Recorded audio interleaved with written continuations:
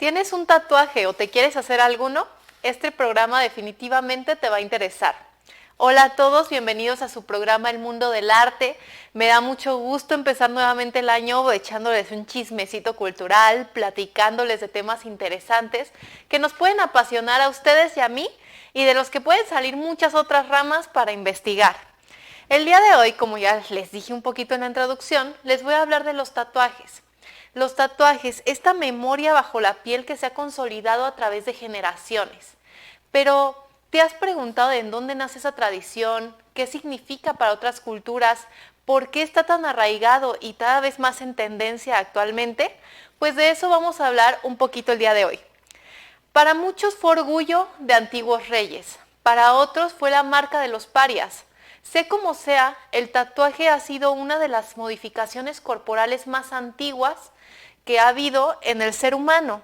Muchas culturas lo adoptaron como un rito sagrado, con conchas, con huesos, con semillas, con todo, con instrumentos afilados, marcaban la piel en diferentes formas en distintas culturas.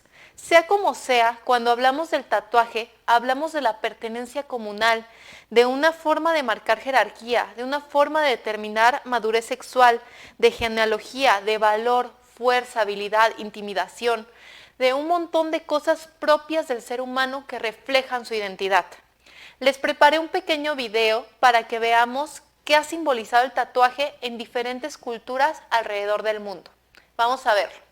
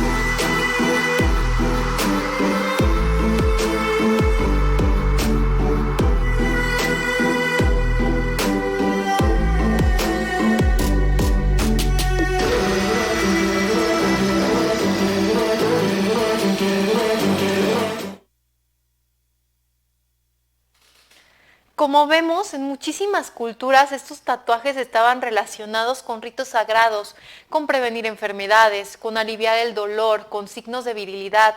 Era algo muy característico para relacionarse con sus antepasados y para adquirir la fuerza del ambiente. Sin embargo, si nos remontamos a la historia, nos damos cuenta que en el siglo XVIII empiezan todos los misioneros y colonizadores a allanar estas culturas. Entonces, ¿qué sucede en este momento de colonización? Pues se va a considerar los tatuajes como una blasfema tradición de arte corporal. Recordemos que en el cristianismo, en el judaísmo y en el islam se prohíbe la modificación del cuerpo. Y me permito mencionarles un versículo de la Biblia que es Levítico 19:28 que dice: y no haréis rasguños en vuestro cuerpo por un muerto, ni imprimiréis en vosotros señal alguna. Si vamos a muchas iglesias, hasta el día de hoy, tú escuches una prédica en la que te dicen que la modificación corporal es negativa, que es una marca del diablo, que es una señal satánica, entonces que no debes permitir tener una señal como un tatuaje en tu cuerpo. Esto va a llegar a romper, a chocar culturalmente con todas las culturas que tienen esta tradición tan impresa, ¿no? Tan tatuada en su forma de ser, en su forma de concebir al mundo. Entonces va a ser un proceso de conflicto que termina siendo dominado por los conquistadores, así como sucedió en México claramente con la conquista española. Entonces aquí el tatuaje pasa de ser algo positivo a ser algo negativo en pos de la religión. Esta marca de poder, esta conexión entre la cultura y la naturaleza va a terminarse con la pérdida de identidad derivada de una conquista y con la provisión que se traen con las nuevas leyes. Entonces podemos decir que se vuelve la marca del esclavo, ¿no? Se vuelve la marca de los parias en este momento. De ser orgullo de reyes, como dije en el principio, se vuelve la marca del esclavo. Los griegos y los romanos veían el tatuaje con vergüenza y lo vinculaban directamente con los pueblos salvajes, ¿no? Entre comillas, con los indígenas, con los indios, hablando de forma despectiva. Aprendieron de los persas lo que llamamos el tatuaje castigo, que es una idea impuesta por Platón que se usaba para marcar a los criminales y blasfemos y también esclavos, ¿no? Entonces, imagínense qué denigrante para una persona en la que vienes de una cultura en donde es una marca de poder y en esta ocasión te marcan para señalarte ante toda una sociedad, ¿no? Para decir, esta persona tiene dueño, es de mi propiedad, como si fueras una vaca, como si fueras un animal. Es muy degradante. Pero bueno, también había tatuajes permitidos. Por ejemplo, el tatuaje permitido se les daba a los espías para transmitir mensajes secretos, ¿no? Códigos secretos en el siglo V. Y también la marca que recibían ciertos soldados romanos cuando completaban su entrenamiento. En este caso era señal de orgullo. Pero podemos ver que entonces el tatuaje también se divide en estatus, ¿no? El estatus de esclavo contra el estatus de amo. En el caso del amo, el tatuaje es positivo porque es señal de orgullo de que acaba su entrenamiento. Y en el caso del esclavo es un mensaje denigrante porque se marca como un paria social. En Japón, si nos vamos a Japón, venimos a algo otra vez muy místico. Las mujeres Anui se tatuaban la cara para protegerse contra los malos espíritus, lo estamos viendo en pantalla. Generalmente era una sonrisa. Y tras la muerte resguardaban a su camino del más allá y las mujeres de Okinawa los llamaban Hajichi. Muy interesante, ¿no? Durante el periodo Kofun, iniciado en el año 300, va a adquirir una connotación negativa y volvemos otra vez al ciclo del que ya hemos venido hablando, ¿no? De conquista, de migración, occidentalismo contra los pueblos salvajes. Entonces el tatuaje, va a haber el tatuaje de es la marca de distinción de un hombre de gran estatus contra la indicación o el señalamiento de los criminales, de las personas criminales. En poco tiempo ya deja de ser incluso un símbolo de estatus y va a marcar únicamente a los parias sociales, traidores y clases bajas, llamadas eta y jin. Las etas se van a referir a los oficios considerados sucios, es decir, carceleros, enterradores, curtidores, etc. Y los jinin van a ser llamados a los oficios no humanos, que serían prostitutas, predigitadores, ambulantes, curanderos y mendigos. Qué gacho, ¿no? Que por dedicarte a una de estas cosas te consideren no humano. Pero bueno, también estamos hablando de mucho tiempo atrás en el que se tenían otras ideas que finalmente creo que en cierta forma siguen perdurando hasta el día de hoy. Pero bueno, estamos en lucha de cambiar eso. A finales del siglo XVII, el tatuaje decorativo sí se permite, pero solo por aquellos que cumplían su condena o escapaban y querían ocultar esas marcas, ¿no?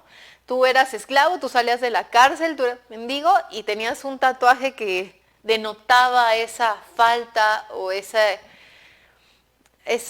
señal de que no eras una persona normal y que te tenían que señalar de forma negativa. Entonces tú recurrías a los talleres para que te pusieran una flor o lo que sea y lo taparan. Hoy en día hay un montón de programas en Netflix, series y demás, en las que la gente también hace eso, ¿no? Tiene una marca que lo avergüenza y vas con unos super tatuadores para que lo cubran y se vuelva algo cool, que puedas presumir y del que te sientas orgulloso. También vemos otro lado de la cara de los tatuajes. Por ejemplo, se considera en 1805 como una forma de denotar heroísmo. Llega a Japón la primera novela china que se llama Shi Hu Xuan, que narra la historia de un grupo de guerreros patrióticos que se van a enfrentar contra la corrupción del emperador, ¿no? El Robin Hood chino. Entonces, estos héroes van a ser una inspiración, van a hacerse populares en la clase trabajadora y pues van a querer copiar a sus ídolos, ¿cómo no? ¿Cuántas personas cuando Justin Bieber estuvo en su apogeo no se hicieron el infinito? Porque lo admiraban. Entonces es lo mismo, tú tienes un ídolo, quieres parecerte a él y entonces los trabajadores que adoraban a esos guerreros que se enfrentaban contra los ricos corruptos van a querer tatuarse los mismos tatuajes, ¿no? Las mismas cosas. En 1827 van a salir las silografías impresas, que son coloridas ilustraciones que van a enseñarte qué tatuajes tenían los bandidos. Entonces ya tenían un referente visual el cual podían copiar para tatuárselos ellos mismos. Entonces va a haber una oleada de popularidad de los tatuajes que se llamaba irezumi, insertar tinta en chino, y se va a consolidar la iconografía clásica de los tatuajes orientales, que hasta el día de hoy predomina. Deidades como Raijin, que es dios del trueno, Fujin, dios del viento, dragones, cerezos, serpientes, calamares, gatos, monos, los estamos viendo en pantalla, ¿no? Por ejemplo, estamos viendo ahí al dios del trueno. Está el dios del viento, que también se ve súper salvaje, ese sigue siendo el dios del trueno. El dios del viento, que se ve así súper del diablo, la verdad, intimida. Los dragones, los cerezos. Les confieso que yo si me tatuara algo sería un dragoncito chino porque me encantan. Me encantan. Bueno, los cerezos también son hermosos, las flores son hermosas, ¿no? Y nunca pasan de moda tener una flor. Entonces está súper padre. Y estos tatuajes los van a colocar principalmente en espaldas, nalgas, piernas.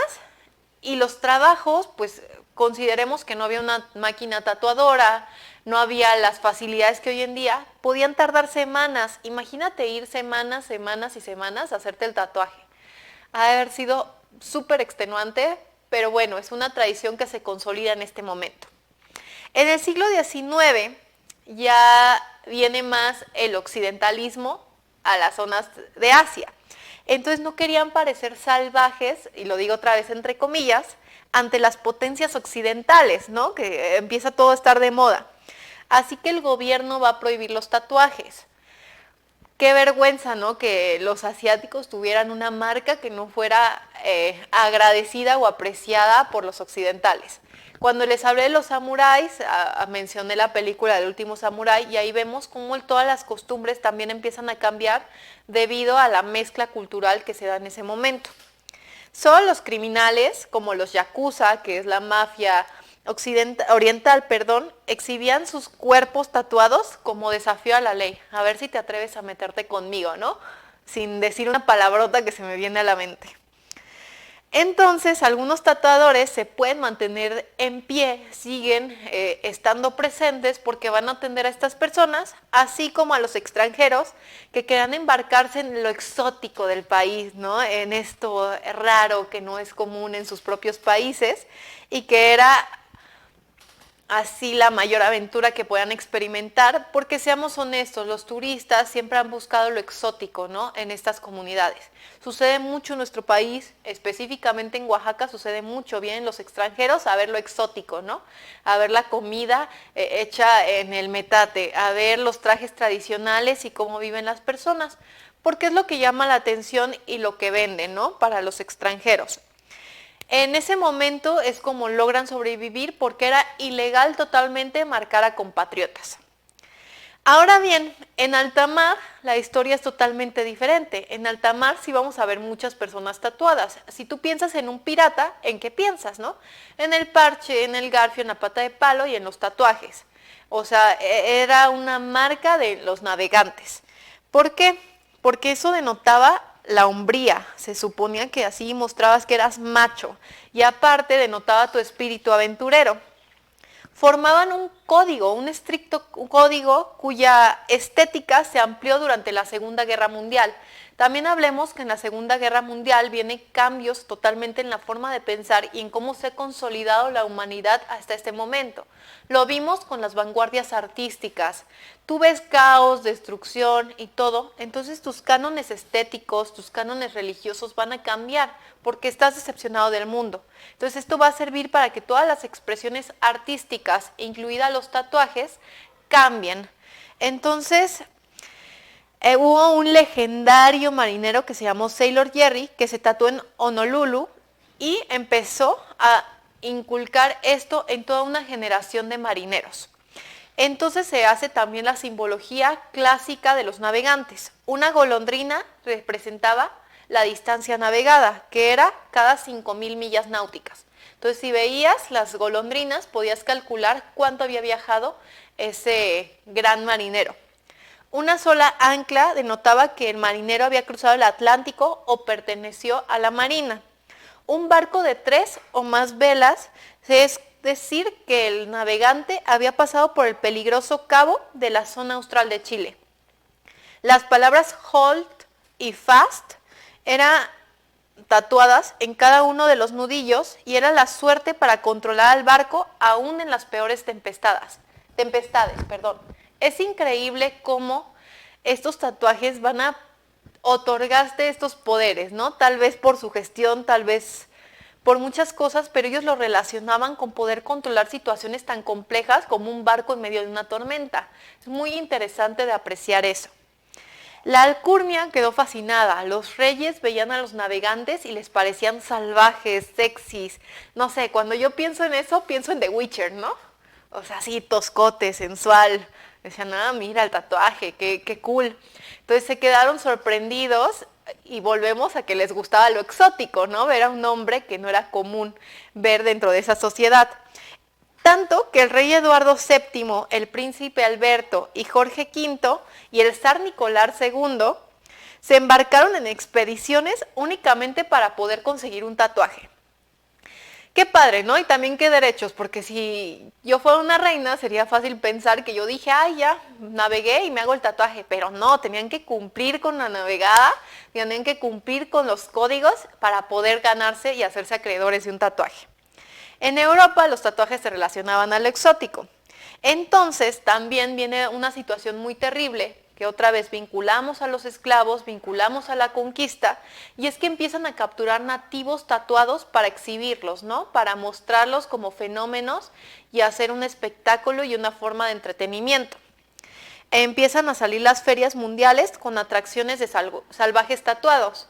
Seguramente han visto algún video, alguna película, algo que les recuerde cómo eran estas ferias. Hay un cortometraje muy famoso que se llama El Circo de las Mariposas, que muestra, ¿no? La típica mujer barbuda, el hombre tatuado de todo el cuerpo, las siamesas pegadas, los hombres peludos, ese tipo de cosas, y son así lugares que son mundiales y que empieza a llegar gente de todos lados para poder ver estos fenómenos que no se acostumbran a ver y que hasta el día de hoy son poco comunes. Los salvajes siempre se colocaban en un estancito donde se le podías apreciar el cuerpo con los tatuajes, y a un lado se ponían tecnologías avanzadas, ¿no? Las maquinarias nuevas que estaba trayendo el occidente. ¿Por qué? Porque se hacía una comparativa entre una civilización progresista contra la inferioridad y poca inteligencia indígena. Entonces, qué terrible, ¿no? Que te mostraran un contraste tan grotesco, tan burdo y tan manipulado de las cosas, porque pues lo cierto es que no se apreciaba también todos los avances y todo lo que podía aportar una civilización tan diferente. Pero bueno, siempre ha sido propio del ser humano criticar, siempre sentirse superior, por eso surgieron las guerras mundiales, ¿no? Por el nacionalismo, porque cada uno quiere decir, no, es que lo mío es lo mejor. Entonces también es propio del ser humano y parte de la evolución. ¿Cuándo hay una revolución? En el siglo XIX. Les voy a hablar de una mujer que se llama Olive Ottman, que también traje una foto para que la vean en pantalla, que es la primera mujer blanca tatuada que vemos que crea un cambio, una revolución, una revuelta en la percepción social. Ella en 1850 fue raptada, atacaron. Los nativos americanos, Yavapai, atacaron a su familia y solo ella y su hermana sobrevivieron y se las adoptaron los indios Mojave. Su hermana murió, no aguantó estar en esa cultura, pero Olive se adaptó a la tribu que le dio un tatuaje facial, como lo estamos viendo en pantalla, tradicional. Fue rescatada años más tarde y se va a volver una celebridad. Nace en este momento la tradición circense de fenómenos tatuados. Con ella se da pie. Sobre todo era un escándalo, ¿no? Tatuada de la cara y aparte mujer, ¿no? Porque era más delicado, como siempre, generalmente, que una mujer tuviera un tatuaje, ¿no?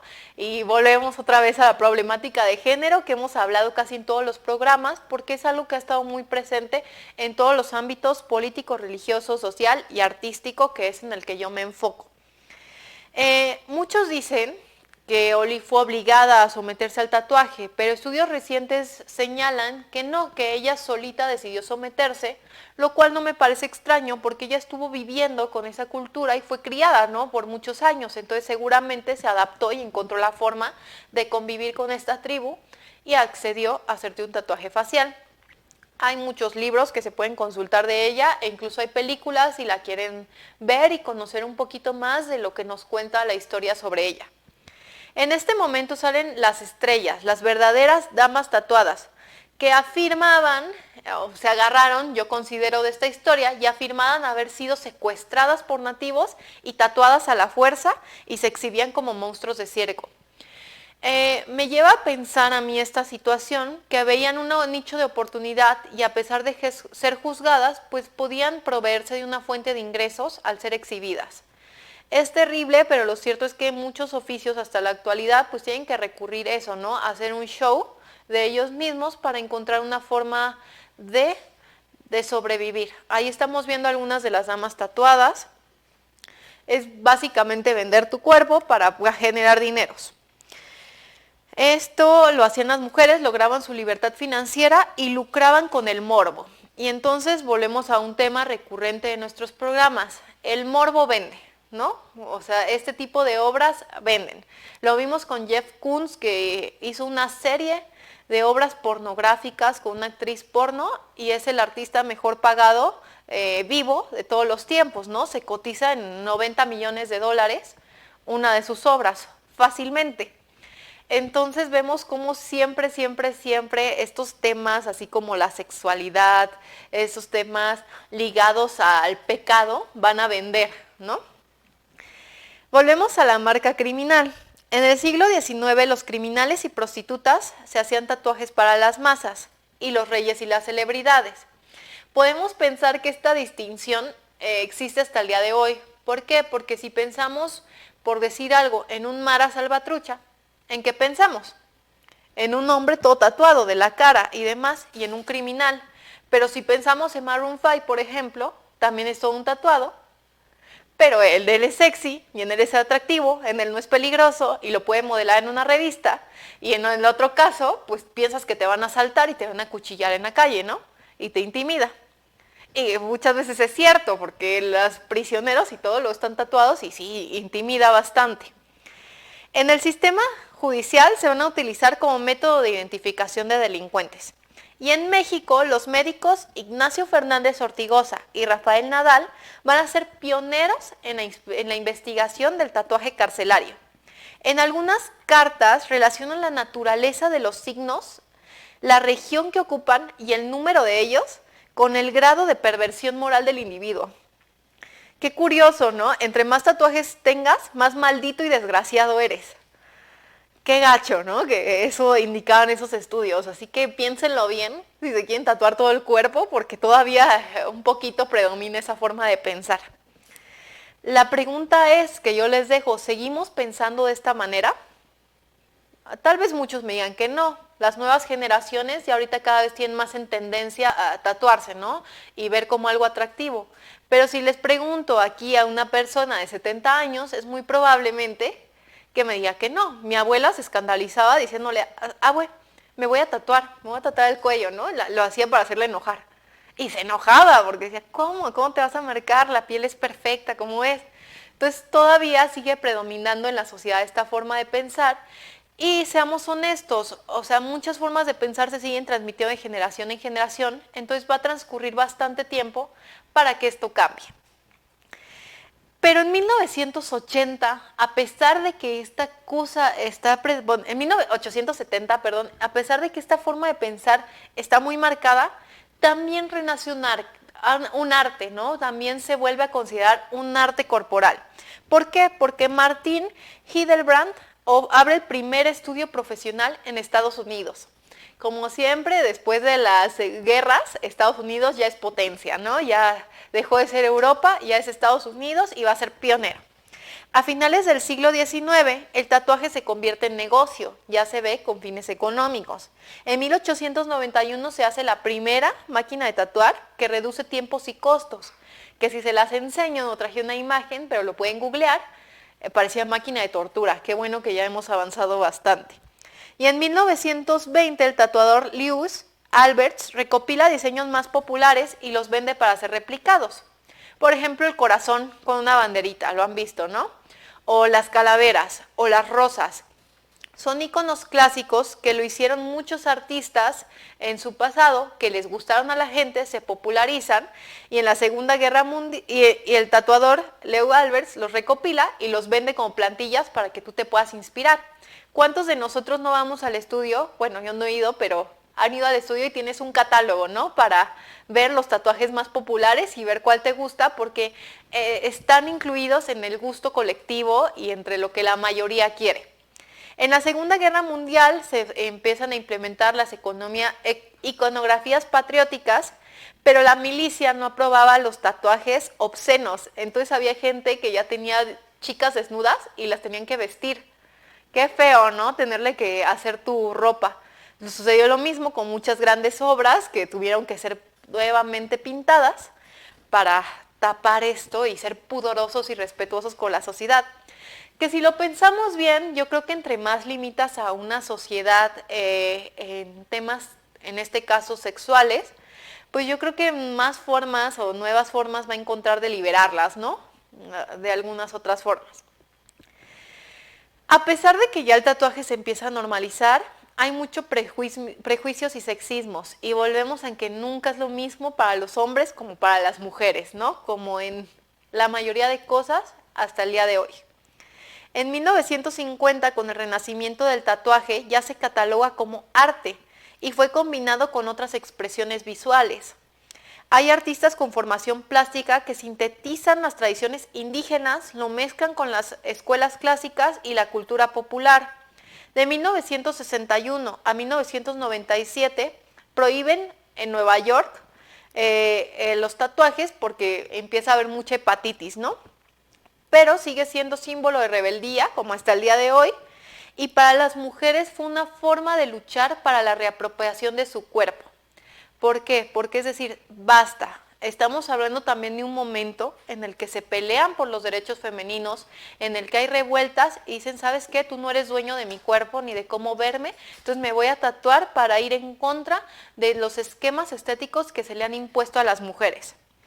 Aunque la mirada masculina sigue predominando. Los hombres podían tatuarse en los brazos, el cuello y todo y exhibir los tatuajes. Las mujeres no, tenían que ser diseños discretos y fáciles de ocultar. Y si los colocabas en zonas eróticas como las pompis, los mulos, el pecho, te consideraba una mujer promiscua o zorra, por decirlo de una forma fea. En 1980 llegan los videos musicales y los tatuajes ya ahora sí llegan a la cultura popular. Volvemos a lo que pasó con China y el cómic. Ellos tuvieron la novela gráfica, las silografías y se empezaron a tatuar. Nosotros tuvimos los videos musicales con nuestros ídolos cantantes y entonces nos empezamos a tatuar. Hasta el día de hoy son cápsulas de tiempo en la piel, sea como sea. Y son víctimas, y más para representar esto, las víctimas del Holocausto, por ejemplo, aunque tienen prohibido en el judaísmo tatuarse, estuvieron tatuándose las fechas de la muerte de sus seres queridos, datos importantes. En el futuro son infinitas las posibilidades que se pueden hacer con el tatuaje. Va a haber una moda que se va a llamar biohacking, que es la modificación corporal que integra a la tecnología. Por ejemplo, tatuajes interactivos. Ya vemos ahorita tatuajes que puedes escanear y son un audio. Tatuajes que te llevan a una foto, tatuajes que brillan. Pero en el momento van a ser electrónicos, en su momento van a ser electrónicos y funcionales. Por ejemplo, te puedes tatuar un audífono y van a funcionar como audífonos. O van a ser instrumentos médicos, por ejemplo, para detectar los niveles de azúcar en la sangre de los diabéticos, etcétera, etcétera. Pero bueno, ya le corto un poco al tema porque si no me voy a alargar muchísimo, si no lo dejamos después para abordar otras cositas. Y me gustaría cerrar con una frase de mamá. Si te vas a tatuar, tatúate las nalgas, ¿no? ¿A poco no la han escuchado? Espero que les haya encantado este programa. Un dato curioso para despedirme. Estuve leyendo las estadísticas de arrepentimiento y los que se lo hacen sin pensarlo por lo menos 3 meses son los que más se arrepienten y se quieren quitar el tatuaje. Entonces, si te quieres hacer un tatuaje, tómate un periodo de 3 a 6 meses para pensarlo, para saber que estás decidido y para que no haya arrepentimientos, y busca un lugar seguro para hacerlo. Yo me despido de ustedes, de su programa, espero les haya gustado, les mando un abrazo y ya nos veremos dentro de 15 días para volver a echar el chisme. Se cuidan y que tengan un gran fin de mes.